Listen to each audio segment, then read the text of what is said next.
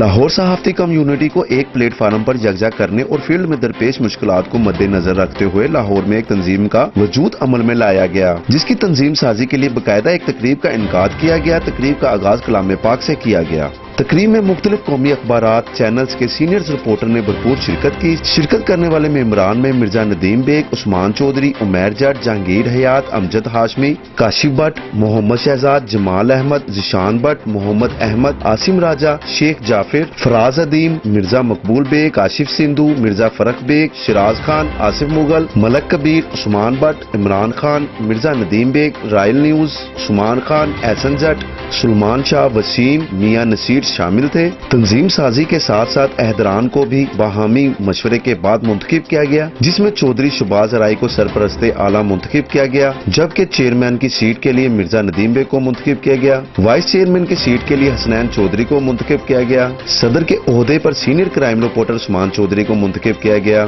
نائب صدر کے لیے عمیر جٹ، جہانگیر حیات اور امجد ہاشمی، جنرل سیکرٹری کے عہدے پر کاشف بٹ کو منتخب کیا گیا۔ Joint secretary Mirza Nadeem Baig, royal news کو نامزد کیا گیا۔ ہیلتھ ون کے انچارج فراز ادیم، جبکہ سیکرٹری انفارمیشن ملک عمران کو منتخب کیا گیا۔ تنظیم کے لیے legal advise Mudassir Chaudhry advocate high court کو ذمہ داری سونپی گئی۔ ممبران سے باہمی مشورے کے بعد تنظیم کا نام پروفیشنل جرنلسٹ فارم فائنل کیا گیا۔ تقریب میں حسنین شاہ کی مغفرت کے لیے خصوصی دعا بھی کروائی گئی۔